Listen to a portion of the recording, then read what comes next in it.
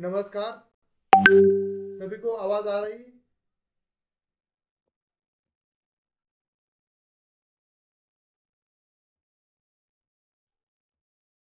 देखिए, पिछले कई दिनों से हम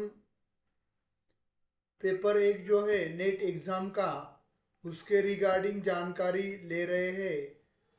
तो आज हम कॉम्प्रिहेंशन जो टॉपिक है, उस टॉपिक के रिगार्डिंग इसके पहले यानी परसों एक लेक्चर हुआ था, उसमें आपको बताया था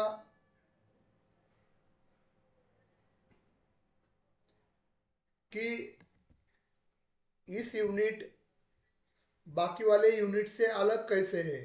देखिए, अलग अलग सब्जेक्ट्स पर आपको परिचय दिया होता है और उस परिचय का आकलन कर पर आकलन कर कर आपको जो 5 क्वेश्चंस जो 10 मार्क्स के लिए होते हैं, उसके आंसर्स आपको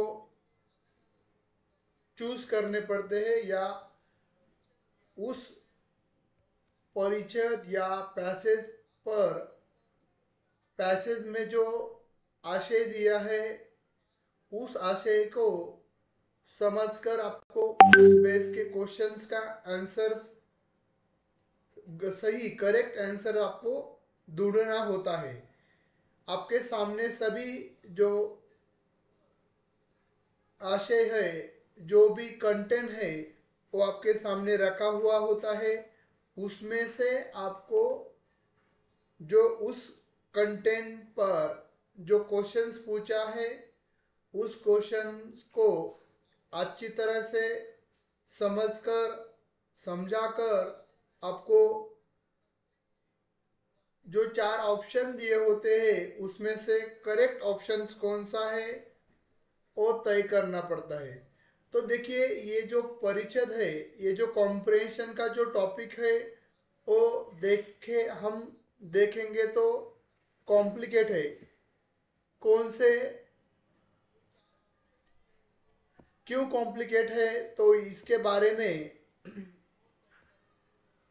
क्योंकि इसके लिए ज़्यादा समय लगता है। जैसे मैथ या रीजनिंग के क्वेश्चंस आपको ज़्यादा समय लेते हैं आंसर ढूंढने के लिए, वैसे ही इस टॉपिक में आपको जो 5 क्वेश्चन पूछे हैं, 5 क्वेश्चन का आंसर निकालने के लिए, जैसे कि परिचित अच्छी तरह से ध्यान से रीड करने के लिए, समझने के लिए आपको कम से कम 3-4 मिनट तो लगते ही है। आपके पास समय है सिक्स 1 घंटे, 1 घंटे में आपको 50 क्वेश्चन का सॉल्यूशन निकालना है। यानी कि हर क्वेश्चन के लिए आपके पास समय है 1 मिनट और 10 सेकंड या 11 सेकंड। इतने कम समय में जैसे कि अभी आपको 3 या 4 मिनट का समय लगता है उस परिच्छेद का एनालिसिस यानी कि रीड करने के लिए और समझने के लिए। और बाकी जो 3-4 मिनट हो गए आपके, बाकी जो बचे हुए मिनट है, जैसे कि हर क्वेश्चन रीड करने के लिए उसके आंसर जो ऑप्शन दिए हुए हैं, वो रीड करने के लिए मिनिमम आपको 1 मिनट तो लगता ही है। ये 5 मिनट, और वो पहले परिचित जानने के लिए, समझने के लिए 3 या 4 मिनट। ऐसे कर कर आपको 5 क्वेश्चंस के आंसर्स ढूंढने के लिए 10 मिनट का कम से कम समय, उसमें से ज़्यादा डिफिकल्ट वर्ड हो, आशय बहुत डिफिकल्ट हो, तो ज़्यादा समय भी लग सकता है। ये समय का भी आपको पेपर 1 में ध्यान देना पड़ता है कि समय बहुत ही कम होता है, और उसी कम समय में आपको मेंटल एबिलिटी के 5 5 क्वेश्चंस, मैथमेटिक रीजनिंग के 5 क्वेश्चंस, और उसके बाद डेटा इंटरप्रिकेशन, उस पर भी जो 5 क्वेश्चंस आपको पूछे जाते हैं, इसके लिए आपको टाइम बहुत कम पड़ता है वो 15 क्वेश्चंस का आंसर निकालने के लिए। और बाद में ये भी परिचय पर भी आपको जो क्वेश्चंस पूछे जाते हैं उसके लिए भी बहुत समय कम होता है। उस कम समय में ही आपको उसके आंसर सही, गलत नहीं, सही आंसर्स आपको आप ढूंढने हैं। तो इसके पहले आपको बताया था कि अलग अलग सब्जेक्ट के रिलेटेड आपको क्वेश्चंस होते हैं। जैसे परिचय का जो सब्जेक्ट है वो साइंस हो सकता है, टेक्नोलॉजी हो सकता है, लिटरेचर हो सकता है। रोशन सर वेरी गुड इवनिंग। कौन सा भी सब्जेक्ट हो सकता है, मगर आपको क्या करना है, दो तरीके से परिषद को जानना है। पहला तरीका है, पहले आपको परिषद रीड करना अच्छी तरह से ध्यान देकर, और बाद में उस पर जो क्वेश्चंस पूछे हैं उसके आंसर ढूंढना या सही आंसर ढूंढना। और दूसरा जो तरीका है ये है कि आप पहले आंसर, सॉरी, पहले आप क्वेश्चंस रीड करेंगे, उसके परिचय जो ऑप्शंस है वो रीड करेंगे, बाद में वो ढूंढेंगे आप सीधे परिचय में जाकर। जो टेक्निक्स आपको कम समय लगता है, एक्यूरेसी जो है क्वेश्चंस का करेक्ट आंसर ढूंढना, ये जो दो तरीके हैं, उस दो तरीके से कौन सा भी एक तरीका और कौन से भी एक तरीके से आप अच्छी तरह से प्रिपरेशन कर सकते हो और अच्छा मार्क्स या अच्छे नंबर्स आप प्राप्त कर सकते हो। तो आज हम हिंदी मीडियम के, आज और कल हिंदी मीडियम के परिचय जानेंगे, उसके बाद अंग्रेजी मीडियम के भी परिचय और उसके आंसर कैसे निकालने हैं जिसके रिगार्डिंग हम डिस्कस करने वाले हैं। तो ये जो परिचय लिया है मैंने, ये आपको पुराना, यानी कि जो दिसंबर 2023 में जो एग्ज़ाम हुई थी, यानी कि इसकी पहली वाली एग्ज़ाम, नेट एग्ज़ाम, उस एग्ज़ाम में पूछे गए क्वेश्चंस के ही परिचय हमने चुन लिए हैं। क्योंकि जो पैटर्न है, एक्चुअल नेट का पैटर्न अलग है, तो कैसा है ये बहुत ही अहम बात है, इसलिए उसी एग्जाम के क्वेश्चंस या परिचय लिए हैं। चलिए पहले हम परिचय समझ लेते हैं, जान लेते हैं। निम्नलिखित गद्यांश को सावधानी पूर्वक पढ़िए और पूछे गए प्रश्न के उत्तर दीजिए। किसी भी व्यक्ति के जीवन का सर्वाधिक महत्वपूर्ण भाग उसकी बाल्यावस्था होती है। सही बात है। हमारे युवा नागरिक 5 से 16 वर्ष के आयु के बीच जो शिक्षा घर, विद्यालय, समाज में प्राप्त करते हैं, वह उनके शेष जीवन हेतु उन्हें आकार देगी। सही बात है। बेसिक एजुकेशन इसी बाल्यावस्था में दिया जाता है। चरण के दौरान प्रबुद्ध मनुष्य बनने के लिए उन्हें उत्तम मूल्य आधारित शिक्षा की आवश्यकता होती है। माता पिता और शिक्षकों को एक उत्तम मूल्य प्रणाली आधारित शिक्षा के लिए समय समेकित मिशन की आवश्यकता है। घर में और विद्यालय में अपने सपनों का राष्ट्र बनाने के लिए शिक्षा मूल्य है, शिक्षा मूल है। एक समाज के रूप में हमारी समस्त आकांक्षाएं, हमारी युवाओं, जो हमारी जनसंख्या का इतना बड़ा भाग है, की सामर्थ्य से बंधी हुई है। हमारी शिक्षा में बच्चों की वैयक्तिकता और रचनाशीलता को उचित महत्व प्रदान किए जाने की आवश्यकता है। पाठ्यचर्या नवप्रवर्तनकारी और परीक्षा प्रणाली का पुनर्कल्पन चाहिए, ताकि यह तथ्यों को कंठस्थ करने के स्थान पर रचनाशीलता और नवीन विचार को मान्यता दे और उसका मूल्यांकन करे। विद्यार्थियों को मात्र शिक्षा के केंद्र न हो कर ज्ञान और कौशल्य विकास के केंद्र बनना चाहिए। ये जो परिषद है, ये जो बच्चे जो होते हैं, जिनकी आयु 6 से लेकर 18 तक होती है, जिसे हम बाल्यावस्था, कुमारावस्था, उसके बीच जो एजुकेशन दिया जाता है, उस एजुकेशन, ये जो एजुकेशन होता है, ये मूल्य आधारित एजुकेशन होता है, ये बेसिक एजुकेशन होता है। और उसी से हम उस युवा का फ्यूचर कैसा हो, ये डिसाइड किया जाता है ये बेसिक एजुकेशन में। तो हम सेट और नेट के बारे में तुलना करेंगे तो सेट में ज़्यादा बड़े बड़े, यानी कि इधर देखिए अभी बहुत छोटा परिच्छेद है ये, 1 2 3 4 5 6 7 8 9 लाइन का, यानी कि 8 लाइन का ही है। सिर्फ 8 लाइन का ये परिच्छेद है जिस पर आपको 5 क्वेश्चंस पूछे गए हैं। मगर ये क्या करते हैं, कंटेंट बहुत कम देते हैं, मगर उस कंटेंट से आपको ज़्यादा से ज़्यादा जो आशय है वो ढूंढना पड़ता है। चलो हम अभी क्वेश्चंस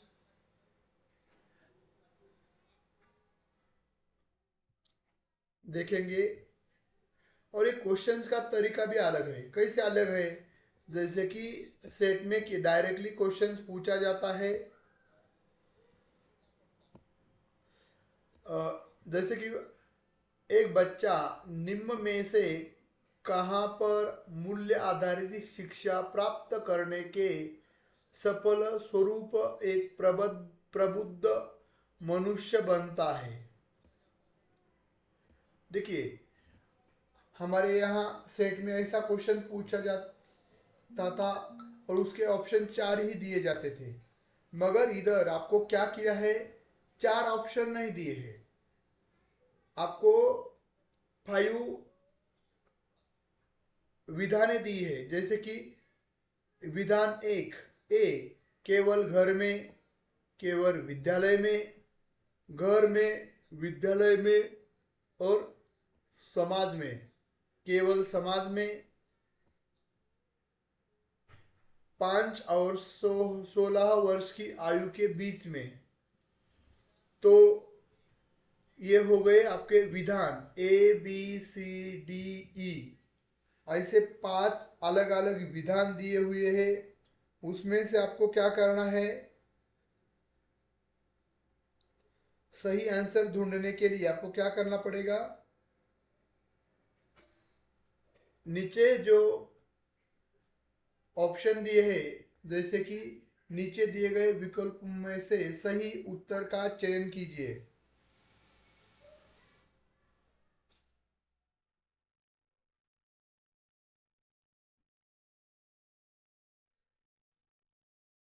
केवल एक, केवल ए और ई के लिए आप फर्स्ट ऑप्शन चूज कर सकते हो। जब करेक्ट आंसर, सही आंसर उत्तर हो, तो केवल ए और डी और ई दूसरे ऑप्शंस के लिए है। और तीसरा जो ऑप्शन है ये है केवल सी और ई, तीसरा ऑप्शन। चौथा वाला ऑप्शन है केवल ए और बी। तो सही आंसर क्या हो सकता है?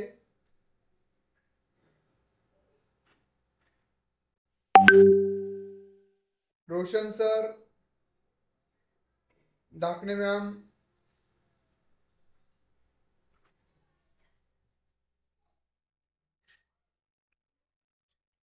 पूर्वा मैम, सही आंसर जो है, देखिए आपको तो जो परिच्छेद में तो बहुत ही कम जानकारी दी है, मगर उसी सभी परिच्छेद का जब आप अवलोकन करेंगे तो आपको समझ में आता है कि ऑप्शन नंबर 3 जो है वो सही है, सी और ई। सी और ई में क्या दिया है? सी और ई क्यों सही है? घर में, विद्यालय में और समाज में। सही बात है, घर में भी मूल्य आधारित शिक्षा प्राप्त की जाती है जैसा परिच्छेद में दिया हुआ है। उसके बाद विद्यालय में भी और समाज में, ये तीनों अंग, तीनों जगह पर उस बालक को, उस बच्चे को मूल्य आधारित शिक्षा मिलती है।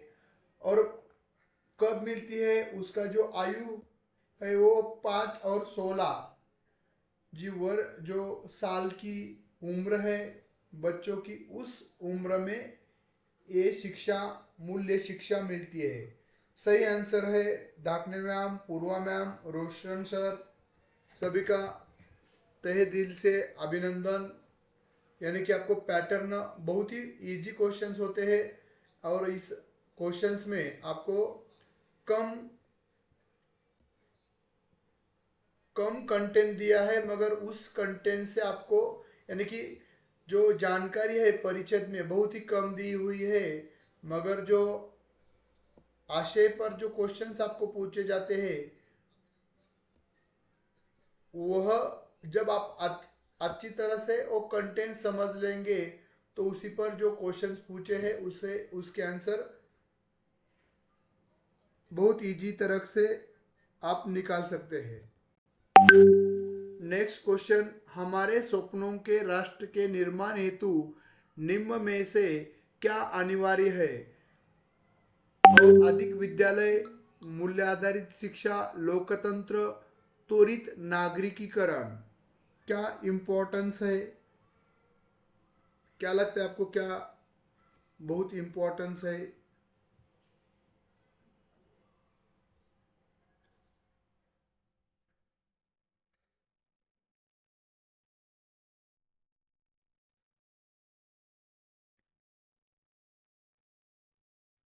हमारे स्वप्नों के राष्ट्र के निर्माण हेतु निम्न में से क्या अनिवार्य है? और अधिक विद्यालय, मूल्य आधारित शिक्षा अनिवार्य है, या लोकतंत्र अनिवार्य है, या त्वरित नागरीकरण।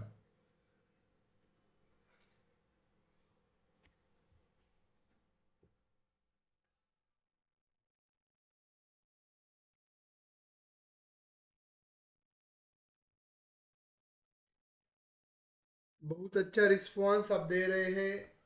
ये जो उसका जो सेकंड जो क्वेश्चन है उसका सही आंसर है मूल्य आधारित शिक्षा। हमारे स्वप्नों के राष्ट्र के निर्माण हेतु निम्न में से क्या अनिवार्य बताया है? किसकी अनिवार्यता ऊपर दिए गए परिच्छेद में बताई है? तो ये बताई है कि मूल्य आधारित शिक्षा बहुत ही अनिवार्य है, क्योंकि जैसे कि हम कलेक्टर भी बनेंगे या बहुत बड़े पद पर जाएंगे, मगर हमारे खुद में मूल्य यानी कि वैल्यूज नहीं रहेंगी, तो ये जो हमारा डेवलपमेंट है, ये डेवलपमेंट बिना छत वाला रहेगा, कभी भी गिर गिर पाएगा। इसलिए मूल्य आधारित वैल्यू एजुकेशन बहुत ही इम्पोर्टेंस है।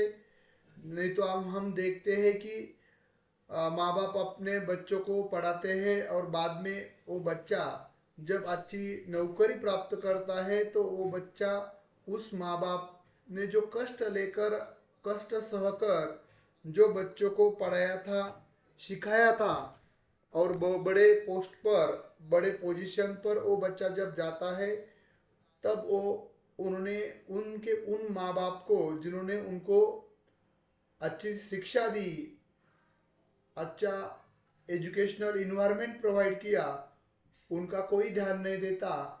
जब वो बूढ़े होते तो वो ऐसी एजुकेशन नहीं चाहिए जिस एजुकेशन से हमारा इकोनॉमिकल भी डेवलपमेंट होना चाहिए और व्यवहारिक मूल्य में भी डेवलपमेंट होनी चाहिए। इसलिए सेकंड ऑप्शन इज करेक्ट। आप सभी ने सेकंड आंसर चूज किया, बहुत अच्छी बात है, सही आंसर है। बहुत इजी क्वेश्चन, जैसे कि मेरा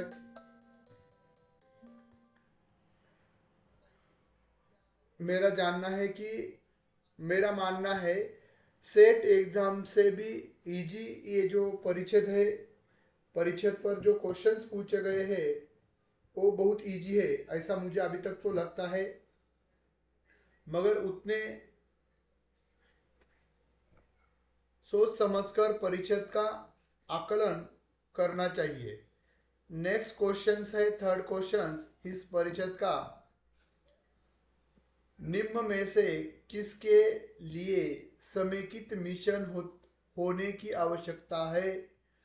उत्तम मूल्य प्रणाली के साथ शिक्षा घर में और विद्यालय में, अधिक विद्यालय, लोकोपकारक, माता पिता और शिक्षक, व्यापारीगण।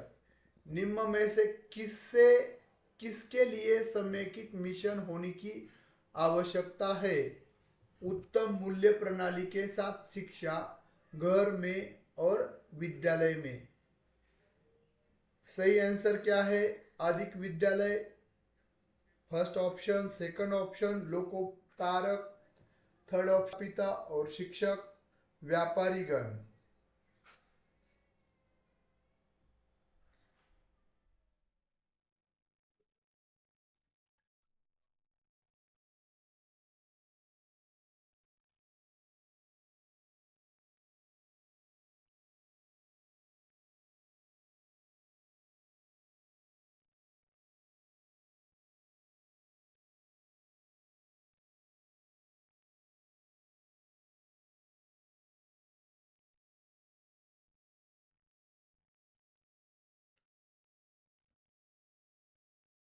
मैम देखिए, तो सही आंसर है थर्ड ऑप्शन इज करेक्ट, माता पिता और शिक्षक।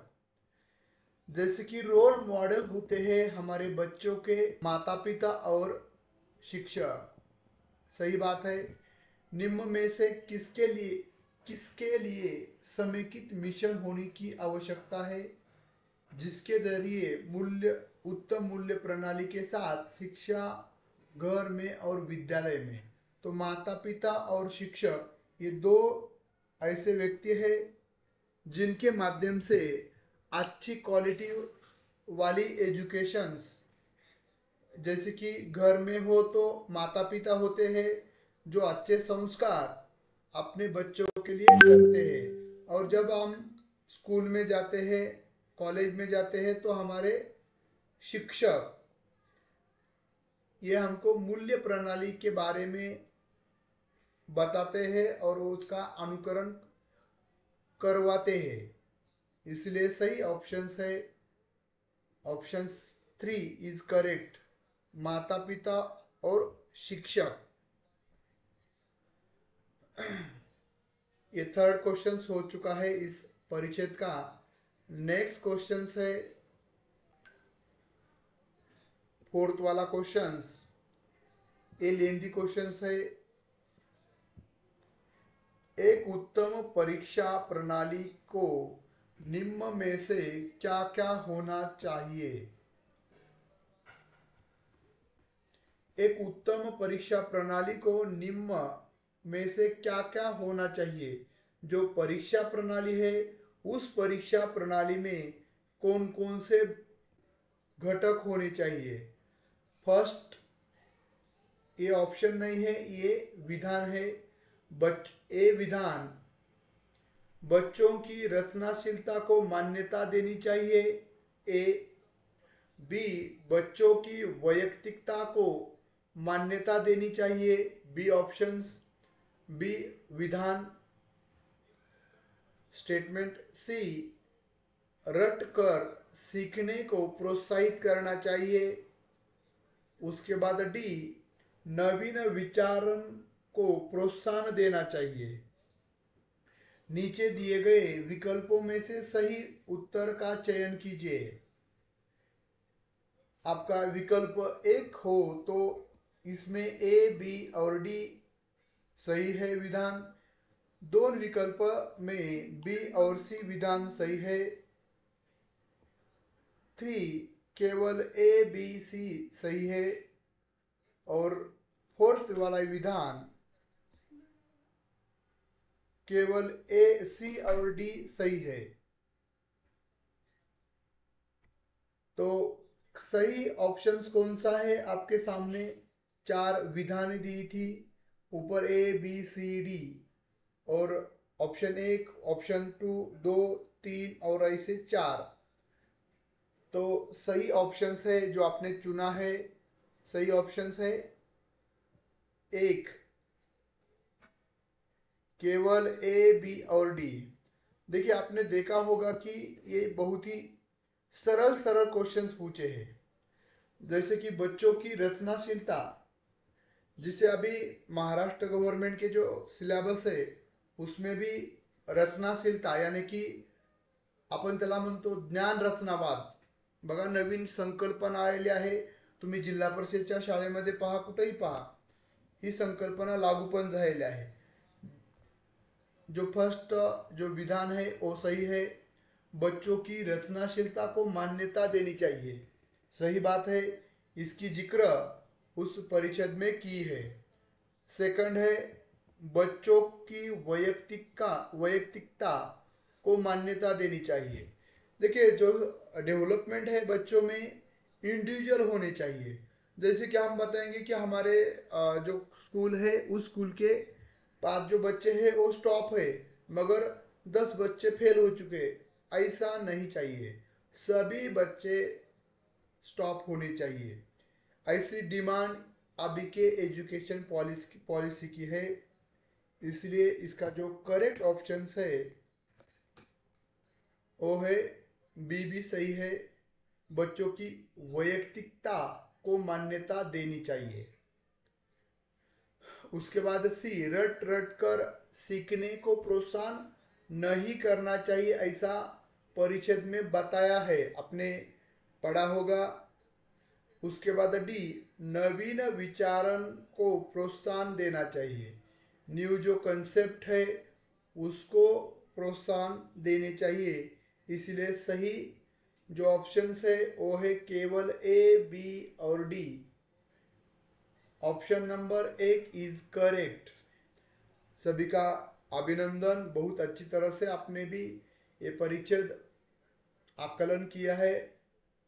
उसके बाद थोड़ा अलग से क्वेश्चंस पूछा है।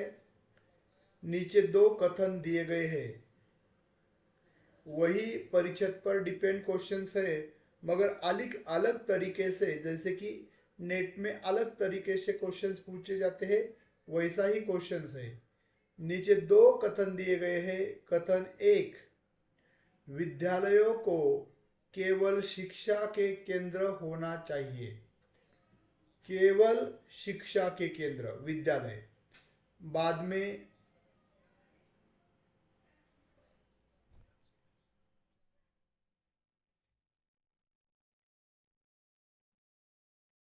कथन बी, युवा हमारी जनसंख्या का एक अल्प भाग है। ये 2 कथन है। उपरोक्त कथन के आलोक में नीचे दिए गए विकल्पों में से सही विकल्प या उत्तर चयन कीजिए। फर्स्ट विकल्प कथन 1 और कथन 2 दोनों सत्य है। दूसरा विकल्प कथन 1 और कथन 2 दोनों असत्य है, यानी कि गलत है। थर्ड ऑप्शंस, कथन 1 सत्य है लेकिन कथन 2 असत्य है। चौथा ऑप्शन, कथन 1 असत्य है, कथन 2 सत्य है। कौन सा ऑप्शन सही है? थोड़ा ज़्यादा समय लेने वाला क्वेश्चन है, थिंकिंग पर डिपेंड क्वेश्चन है। लास्ट वाला क्वेश्चन है, इसका सही आंसर क्या है? कौन बता सकता है उसका सही आंसर?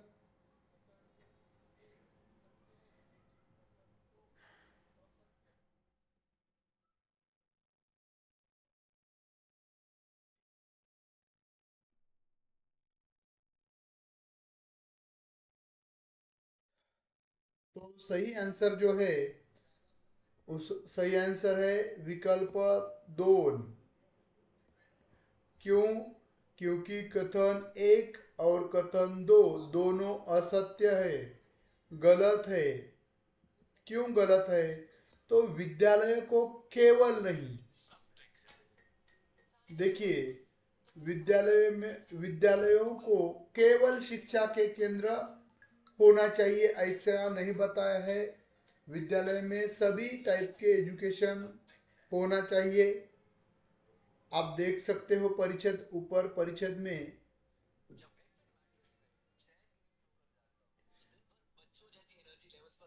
विद्यालय और समाज में प्राप्त करते हैं उनके शेष।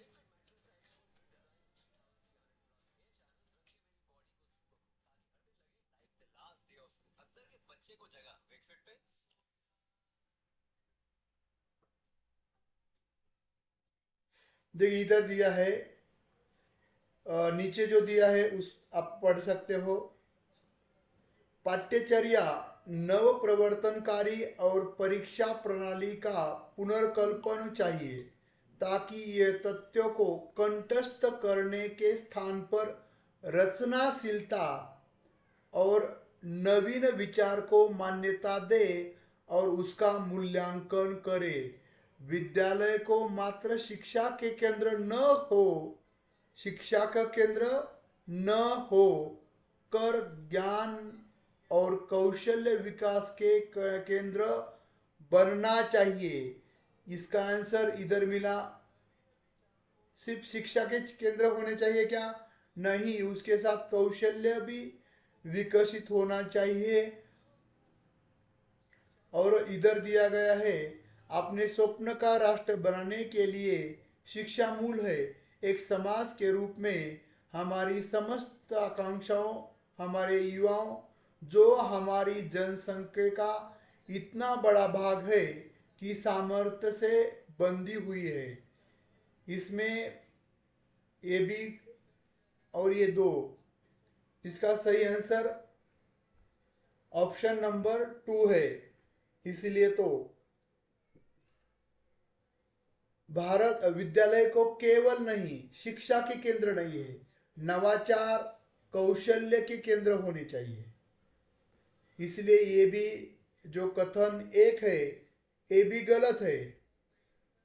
और कथन 2, युवा हमारी जनसंख्या का एक अल्प भाग नहीं, बहुत बड़ा भाग है, ऐसा परिषद में दिया है।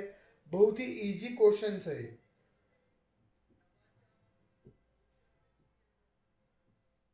इसमें किसी को कोई डाउट है? डाउट हो तो मुझे बोल सकते हैं। मगर मैं मानता हूं कि ये जो परिच्छेद है, सेट के जो परिच्छेद होते हैं वो बहुत ही डिफिकल्ट, यानी कि उसमें से एक दो क्वेश्चन जो होते हैं वो डिफिकल्ट होते हैं। वैसा नेट में आप देखेंगे तो ऐसा नहीं है। बघा, आपण जर पाहिलं, तुलना जर केली तर नेट सेटच्या तुलनेमध्ये नेटचा जो परिच्छेद आपण बघितलेला आहे 6 डिसेंबर 2023 ला जी मॉर्निंग शिफ्ट होती, त्या मॉर्निंग शिफ्ट मधील परिच्छेद आहे हा। यावर जे 5 प्रश्न विचारलेत, माझ्या मते अतिशय सोपे प्रश्न आहेत। सहजासहजी आपण याचे उत्तर काढू शकतो, एवढे ते सोपे प्रश्न आहेत। यामध्ये या 5 प्रश्नाच्या उत्तरामध्ये तुम्हाला कुठं डाऊट असेल, कुठं उत्तर चुकीचं आहे असं वाटत असेल तर विचारू शकता, अन्यथा आपण दुसऱ्या परिच्छेदाकडे जाणार आहोत। Roshan sir, Purva madam, Jyotsna madam, Dhakane madam, Archana madam, अतिशय सोप्या पद्धतीने त्यांनी प्रश्न सरळ सरळ विचारलेले आहेत आणि यामध्ये 8च लाईन दिलेले आहेत, म्हणजे 8च ओळीवर तुम्हाला हे 5 प्रश्न विचारलेत। त्यामुळे वाचन कमी, आकलन फक्त, तुमची आकलन क्षमता चांगली असणं गरजेचं आहे, म्हणजे तुम्हाला याचे 5 पैकी 5 प्रश्नांचे उत्तर तुम्ही योग्य निवडू शकता। म्हणजे यात तुम्हाला जास्त विचार करायचा नाहीये, जशास तसं आहे। आणि वेळ बघा, तुम्ही फक्त 8च ओळीचा उतार आहे, म्हणजे उतारा पण खूप मोठा आहे असं नाहीये।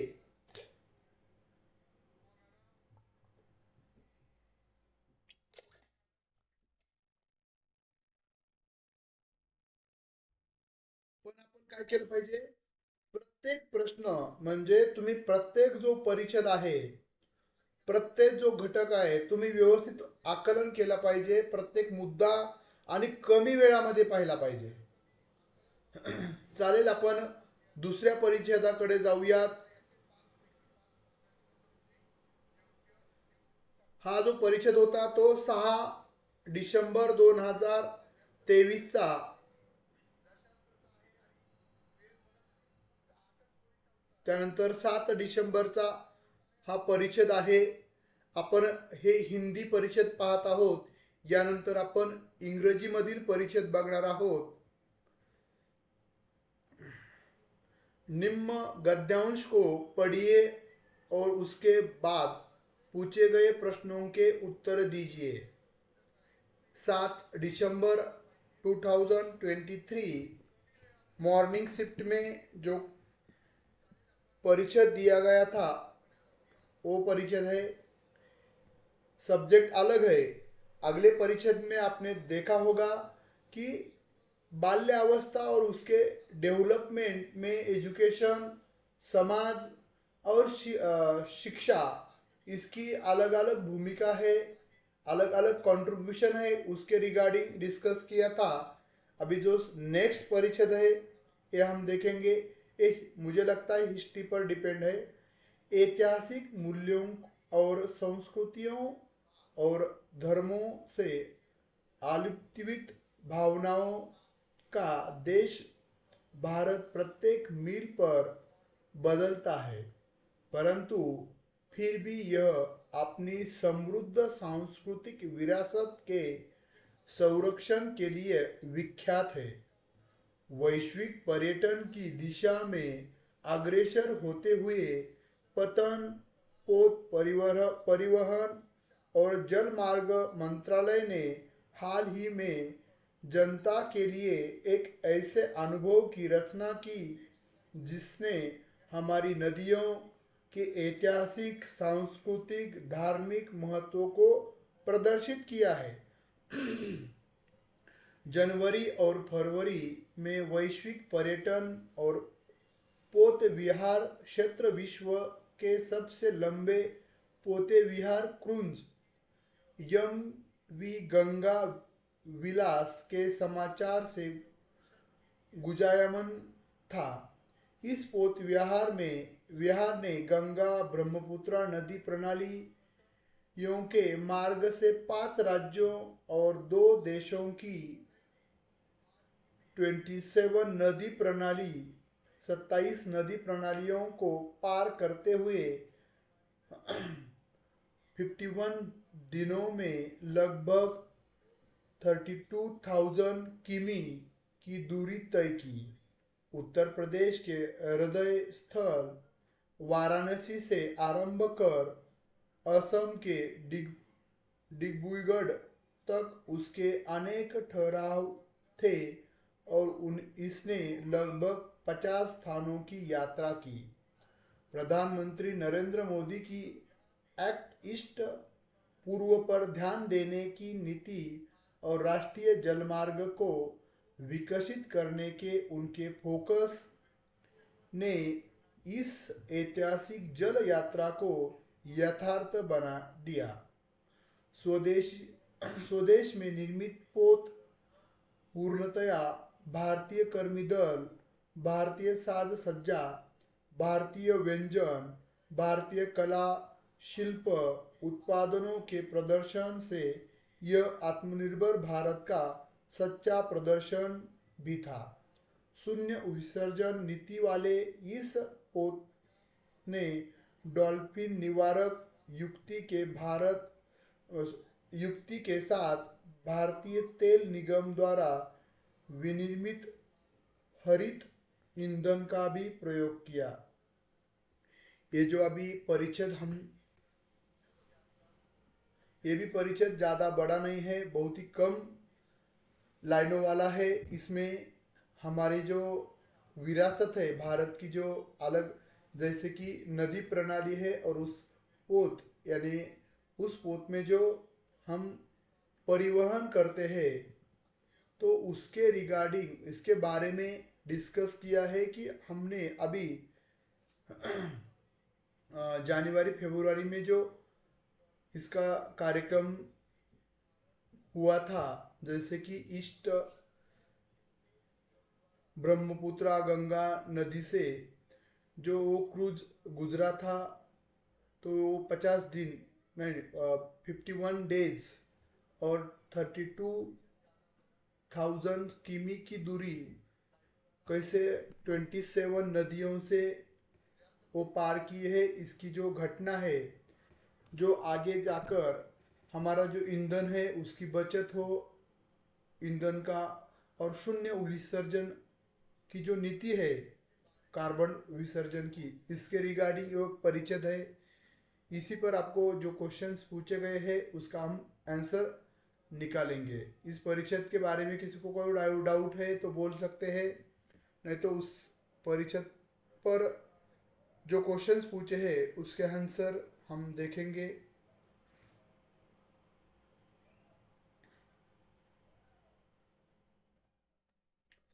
भारत देश के संबंध में निम्न में से क्या क्या सही है? सरल सरल क्वेश्चंस पूछा है, थोड़ा लेंदी क्वेश्चंस है क्योंकि इधर विधान दिए गए हैं। ए, यह अपनी सांस्कृतिक विरासत का संरक्षण नहीं करता है। बी, यह संस्कृतियों से आलिप्तावित है। इसमें धर्मों की विविधता नहीं है। यह ऐतिहासिक मूल्यों का देश है। नीचे दिए गए विकल्पों में से सही उत्तर का चयन कीजिए। आपको जो विकल्प दिए गए हैं उसमें से आपको सही विकल्प चयन करना है। केवल एक ऑप्शन में ए और बी और सी, दो दूसरे ऑप्शन में केवल सी और डी, तीसरे ऑप्शन में ए और सी, और चौथे ऑप्शन में बी और डी। सही आंसर क्या है?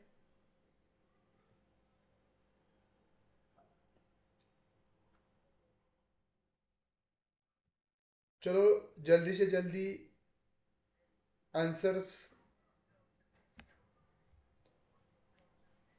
सही आंसर क्या है?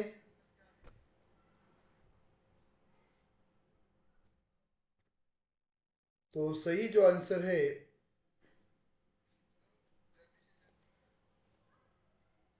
डी सही बात है। फोर्थ वाला आंसर सही है। देखिए, आपको क्या बताया था, भारत देश के संबंध में निम्न में से क्या सही है, सही क्या है ये ढूंढना था। परिचय का अच्छी तरह से आप अंडरस्टैंड करेंगे तो आपको पता चलता है कि क्या सही है। तो ये अपने सांस्कृतिक विरासत का संरक्षण नहीं करता, ये तो फर्स्ट वाला जो विधान है वो गलत है, ए वाला। बी, ये संस्कृतियों से आलिप्तवित है, यानी कि इसमें अलग अलग सांस्कृतिक है, संस्कृति रहते हैं, ये सही है। इसमें धर्मों की विविधता नहीं है। कौन बोलता है? ऐसा नहीं, परिषद में बताया है कि अनेक धर्मों के लोग इधर रहते हैं, इसलिए सी ऑप्शन भी गलत है। डी, यह ऐतिहासिक मूल्यों का देश है, सही बात है। इसकी भी जिक्र उधर परिषद में की गई है, इसलिए करेक्ट ऑप्शन है 4। जो आपने सभी ने, पूर्वा मैम हो, धाकड़े मैम हो, रोशन सर हो, सभी ने करेक्ट ऑप्शन चुना है, अच्छी बात है। नेक्स्ट क्वेश्चंस, ये सीधा क्वेश्चन है। यम वी गंगा विलास के बारे में निम्न विकल्पों में से कौन सा सही है? कौन सा विकल्प सही है? ज्योत्सना मैडम, अभिनंदन।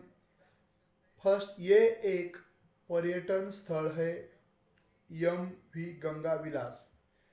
इसने हरिद्वार से चलना शुरू किया। यह विश्व का सबसे लंबा नदी विहार है। और 4, इसने 27 दिनों में लगभग 32,000 किमी की दूरी तय की। तो यम वी गंगा विलास के बारे में क्या कौन सा विकल्प सही है। चलो जल्दी से जल्दी सही आंसर ढूंढना है। क्या होगा सही आंसर? तो सही आंसर है, यह विश्व का सबसे लंबा नदी विहार है। Option number 3 is correct. सही है ना? इसकी जिक्र उधर परिच्छेद में दी गई है। तो सही आंसर है, ये जो 51 डेज बोला था, 27 डेज नहीं, 27 नदियाँ, 27 नदियाँ की दूरी तो इतनी है, मगर 51 दिनों में 27 नदियों से गुजरे थे, ऐसा बोला था। इसलिए फोर्थ वाला ऑप्शन गलत है। ये एक पर्यटन स्थल है, ये भी गलत है। ये पर्यटन स्थल भी है और ये इसने हरिद्वार से चलना शुरू किया, नहीं, ये भी गलत है।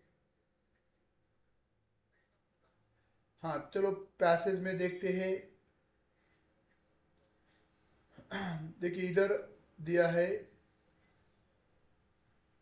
यम वी गंगा विलास के समाचार से गुजयाम था।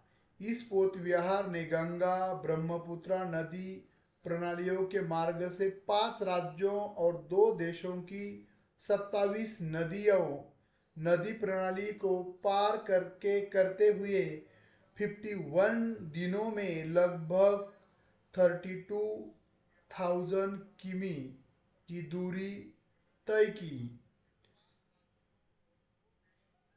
इसलिए देखिए इधर 27 डे बोला है उधर, मगर 51 डेज है। सही उत्तर है। रोशन सर, डाउट, इसमें कोई डाउट हो तो बोल सकते हो। इसलिए तो third option is correct option. यह विश्व का सबसे लंबा नदी विहार है, इसकी जिक्र की है।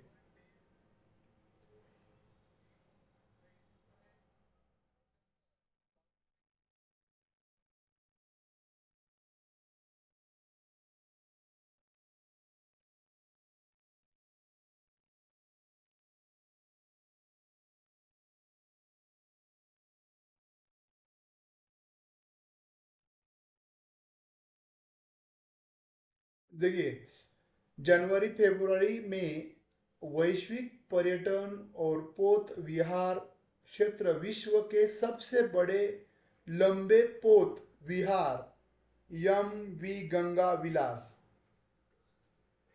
के समाचार से गुंजायमान था। ओके, और नेक्स्ट क्वेश्चन है, यम वी गंगा विलास आत्मनिर्भर भारत का सच्चा प्रदर्शन है। क्यों है? फिर है तो क्यों है? इसकी साज सज्जा भारतीय डिजाइनों ने की है। इसमें भारतीय और पश्चिमी व्यंजन दोनों परोसे जाते हैं। सी, यह भारतीय कला शिल्प को प्रदर्शित करता है। इस डी, इसका संचालन पूर्ण रूपेण एक भारतीय कर्मी दल करता है। सही आंसर क्या है? नीचे दिए गए विकल्पों में से सही उत्तर का चयन कीजिए, केवल एक और B. First option, second option A B C D, third option A C D, और फोर्थ वाला ऑप्शन है बी सी डी। तो सही ऑप्शन है 3, केवल ए सी डी। ए, इसकी साज सज्जा भारतीय डिजाइन की है, इसकी जिक्र की है। उसके बाद इसमें भारतीय और पश्चिम व्यंजन दोनों परोसे जाते हैं, नहीं, इसकी जिक्र नहीं की है। उसके बाद यह भारतीय कला शिल्प को प्रदर्शित करता है, इसकी जिक्र की है परिचय में। उसके बाद डी, इसका संचालन पूर्ण रूप से एक भारतीय कर्मी दल करता है, इसलिए A C D is correct option 3। Any doubt?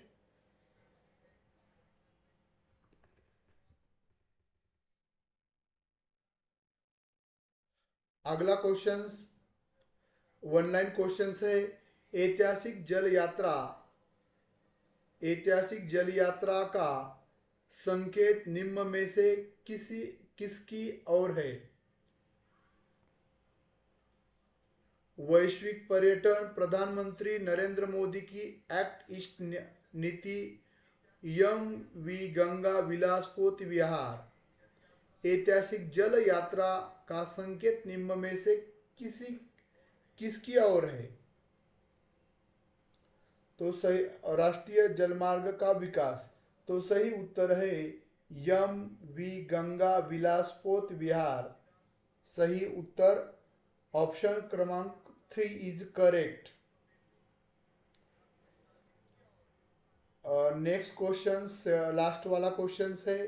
देखिए आपने नेक्स्ट जो परिच्छेद हमने देखा उसमें भी, और ये जो अभी हम परिच्छेद देख रहे हैं उसमें साम्य है क्वेश्चंस के टाइप में। पांचवा क्वेश्चन ऐसा ही था, इधर भी ऐसा है। नीचे दो कथन दिए गए हैं। कथन एक, यम वी गंगा विलास एक पर्यावरण अनुकूलन जलपोत है। कथन टू, यम वी गंगा विलास स्वदेश में निर्मित जलपोत नहीं है। दो कथन दिए गए हैं।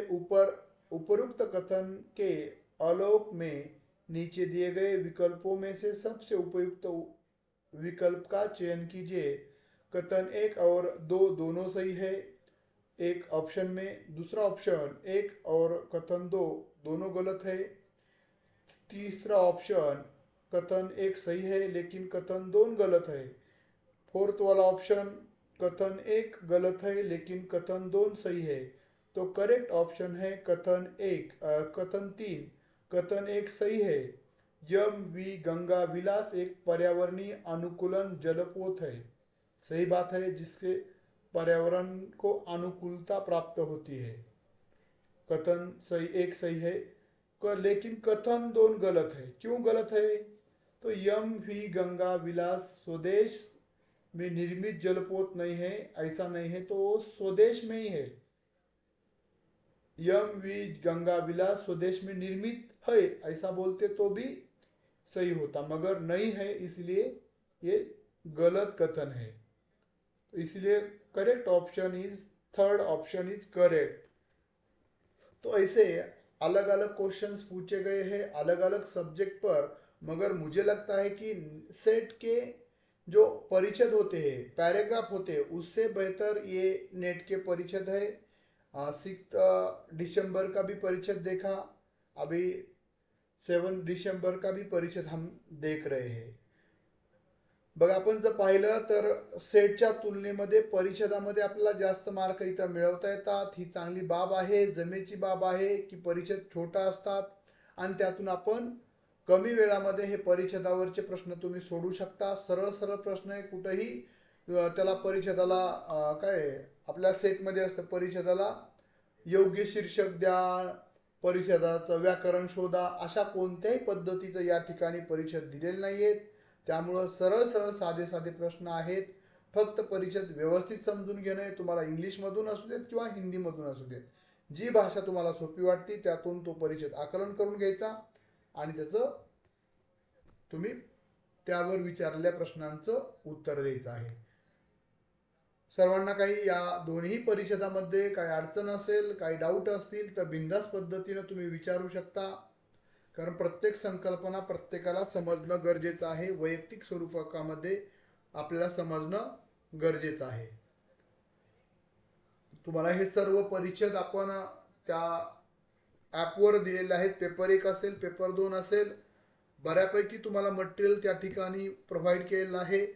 प्रिव्हियस इयर म्हणजे मागील प्रश्नपत्रिकेचा एक तुम्हाला अंदाज बांधता यावा, आपला एक त्या पद्धतीचा दृष्टिकोन आपल्या स्वतःमध्ये विकसित व्हावा, या उदात्त हेतूने आपण मागील प्रश्नपत्रिका त्याचे आन्सर कीज त्या ठिकाणी टाकलेले आहेत। नेटचे ऑनलाईन ज्या परीक्षा झाल्या होत्या त्या परीक्षेचं त्यामुळे त्याचा निश्चितच तुम्हाला फायदा होणार आहे.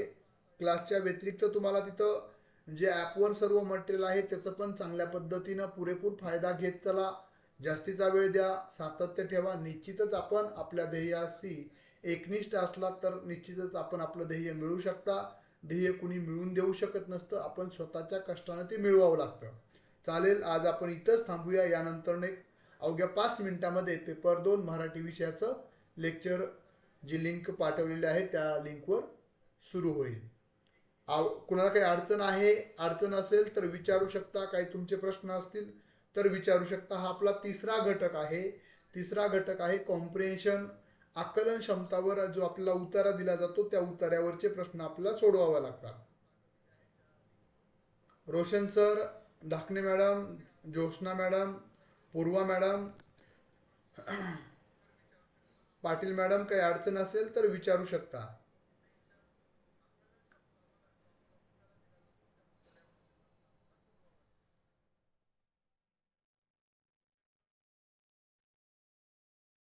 आपल्याकडं बघा अनिता मॅडम, आपण बुद्धिमत्ता मॅथचे पण आपले लेक्चर्स होणार आहेत, पण ते कमी होतील. त्यामुळे ॲपवर हे सर्व तुम्हाला अनेक म्हणजे विश्लेषण स्वरूपामध्ये आता कमी वेळ आहे, त्यामुळे आपण तुम्हाला त्या पद्धतीचा अप्रोच कसा डेव्हलप करता येईल, त्या पद्धतीचा दृष्टिकोन कसा डेव्हलप करता येईल या दृष्टीने तुम्हाला देण्याचा प्रयत्न करत आहे. आता आपण जर पाहिलं तर 1 महिनाच आपल्याकडे शिल्लक आहे. त्या महिन्यामध्ये जेवढं व्यवस्थित करता येईल तेवढं आपण नेटच्या दृष्टिकोनातून करूयात. तिथं तुम्हाला अतिरिक्त संदर्भ म्हणून तुम्ही त्या ॲपवरचे जे व्हिडिओज आहेत ते पाहू शकता. थांबूयात आपण. धन्यवाद.